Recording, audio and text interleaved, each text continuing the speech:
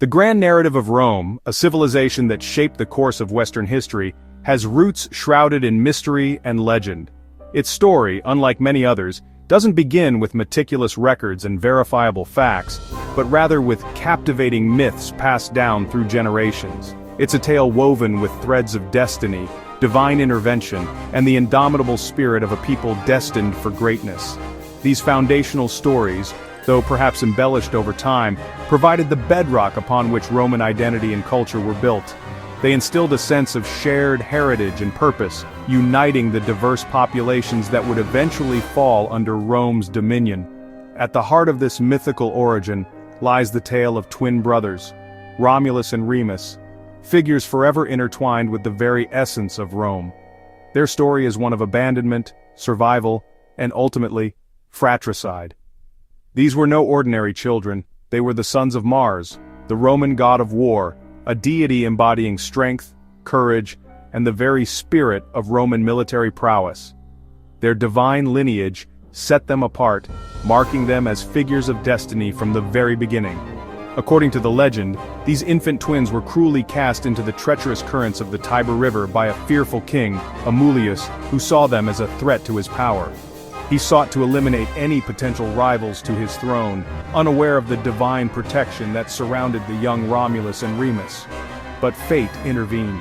Instead of succumbing to the watery depths, the cradle carrying the twins miraculously washed ashore at the foot of the Palatine Hill, one of the 7 hills of Rome, and a place that would forever be linked to the city's origins.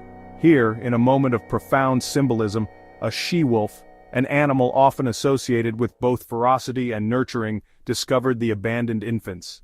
Moved by instinct, the she-wolf, defying her wild nature, sheltered and nursed them, providing sustenance and protection in their most vulnerable hour.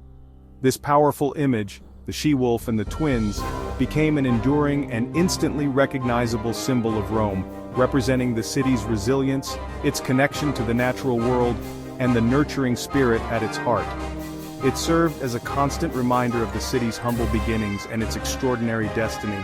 Eventually, a shepherd named Faustulus, a humble but kind-hearted man, discovered the twins and took them into his care. He raised them as his own, teaching them the skills necessary to survive in the rugged countryside. As Romulus and Remus grew into adulthood, they learned of their true lineage and the injustice that had been inflicted upon their family. Fueled by a desire for revenge and a sense of righteous indignation, they rallied support and overthrew their tyrannical great-uncle, Amulius.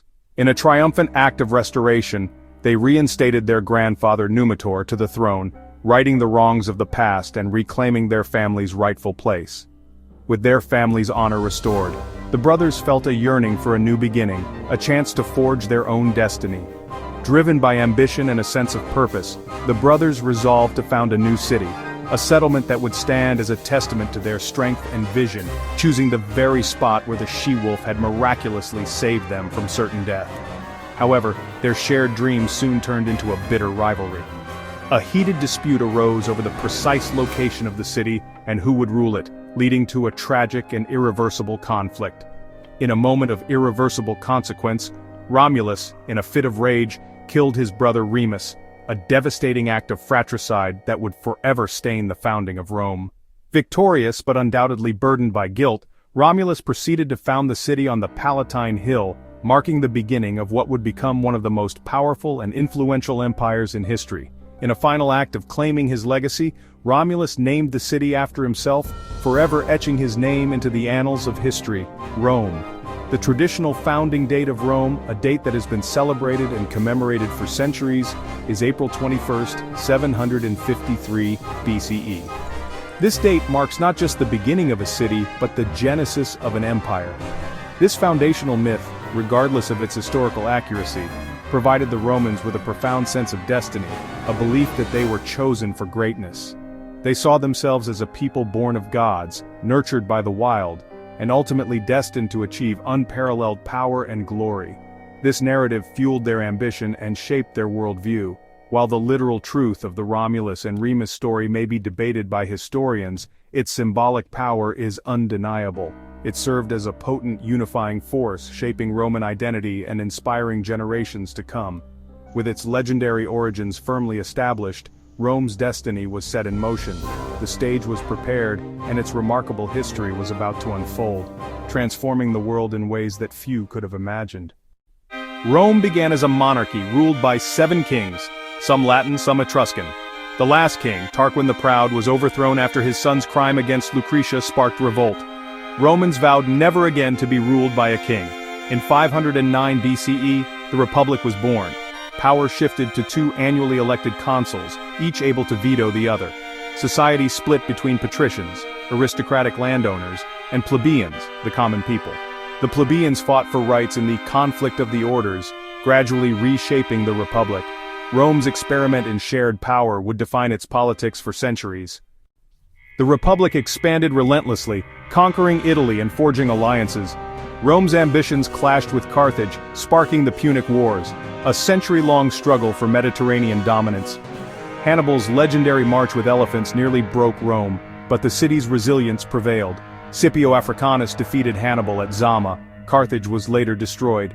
Rome emerged as the unrivaled power of the Western Mediterranean. Military might and unyielding will propelled Rome toward empire. The Republic's greatest victories sowed the seeds of future turmoil. Rome's relentless conquest brought unimaginable wealth flowing into its coffers. Gold, resources, and slaves poured in from every corner of the expanding empire. But this influx of riches wasn't a tide that lifted all boats. Instead, it created deep and dangerous currents. Inequality soared to unprecedented levels. The gap between the patrician elite and the plebeian masses widened into a chasm. This disparity fueled social unrest, political instability, and ultimately, the fracturing of the Republic itself. The very foundations of Roman society began to crack under the weight of its own success. In this climate of turmoil, ambitious generals like Marius and Sulla emerged, men who saw opportunity in the Republic's weakness. They were charismatic figures, capable of commanding the loyalty of their troops and the attention of the populace. These powerful men increasingly used their armies not just for defense or conquest, but as instruments of political power, directly challenging the authority of the Senate and undermining old traditions of civic virtue and republican governance. The legions became personal power bases, loyal to their commanders first, and to Rome second. Into this maelstrom of political intrigue and social upheaval stepped Julius Caesar, a figure destined to reshape the course of Roman history. He was brilliant, a master strategist and orator.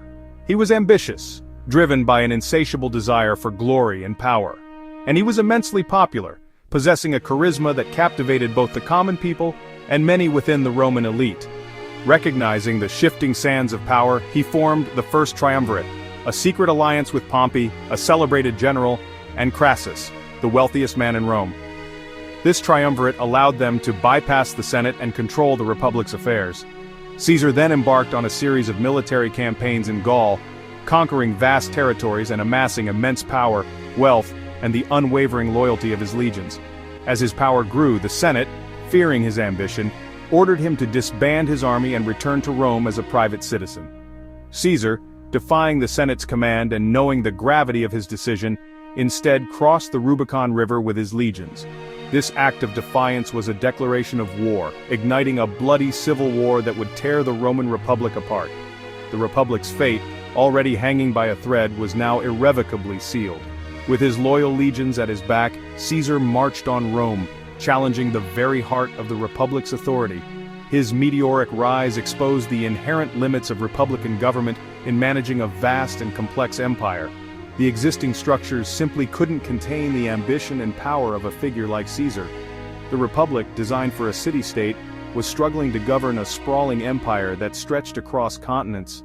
The old order, with its ideals of civic duty and senatorial authority, was dying, unable to adapt to the changing realities of Roman power. A new era, one of centralized power and imperial rule, was inexorably coming, ushered in by the ambition and military might of Julius Caesar. Caesar's ambition, his military genius, and his political maneuvering would forever change the course of Rome, transforming it from a republic into an empire.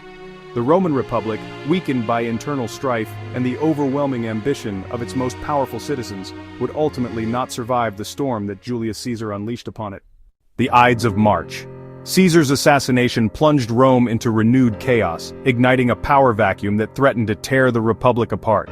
Political factions clashed violently in the streets, and the stability that Caesar had imposed through his dictatorship evaporated almost overnight. The very foundations of Roman society seemed to tremble. In the midst of this turmoil, a young and relatively unknown figure emerged: Caesar's adopted heir, Octavian. He possessed a shrewd political mind and an unwavering ambition. Octavian swiftly began to consolidate his power, skillfully outmaneuvering his rivals in a complex game of alliances and betrayals. Among those rivals were the powerful Mark Antony and the alluring Cleopatra, Queen of Egypt. Their alliance posed a significant threat to Octavian's aspirations, leading to a dramatic confrontation that would determine the fate of Rome. Through a series of strategic victories, culminating in the naval battle of Actium, Octavian crushed Antony and Cleopatra's forces, effectively eliminating all opposition and emerging as Rome's sole ruler. The long period of civil war was finally coming to an end. With absolute power now in his grasp, Octavian, a master of political theater, claimed to restore the Republic, a move designed to appease the Senate and the Roman people who were weary of endless conflict. However, this restoration was largely a facade. In reality, Octavian held ultimate power, carefully controlling the levers of government and ensuring his continued dominance. The Senate, eager to avoid further bloodshed and instability, willingly granted him a series of prestigious titles: Augustus, meaning venerable, and Princeps, meaning first citizen. These titles served to mask the reality of his monarchy with the familiar forms of the Republic, creating a system that appeared to be a continuation of the old order, while in fact it was something entirely new. And so, Augustus ushered in the Pax Romana, a new era for Rome. This was a period marked by 2 centuries of unprecedented peace, remarkable prosperity, and remarkable stability throughout the vast Roman Empire. The legions maintained order, and the empire flourished. Trade flourished along well-maintained roads and sea lanes, connecting distant corners of the empire. Cities grew in size and splendor, becoming centers of commerce, culture, and innovation. The borders of the empire were secure, protected by a professional and well-disciplined army, allowing for the free flow of goods and ideas.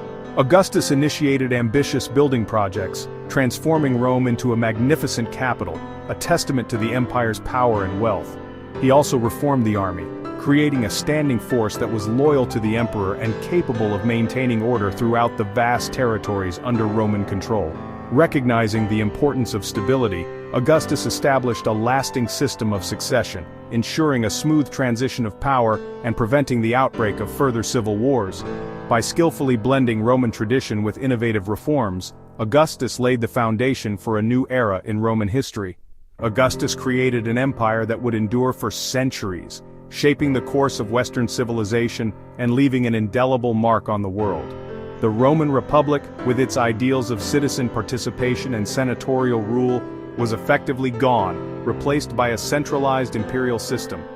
But even as the Republic faded into memory, Rome's greatness reached new heights under the rule of Augustus and his successors.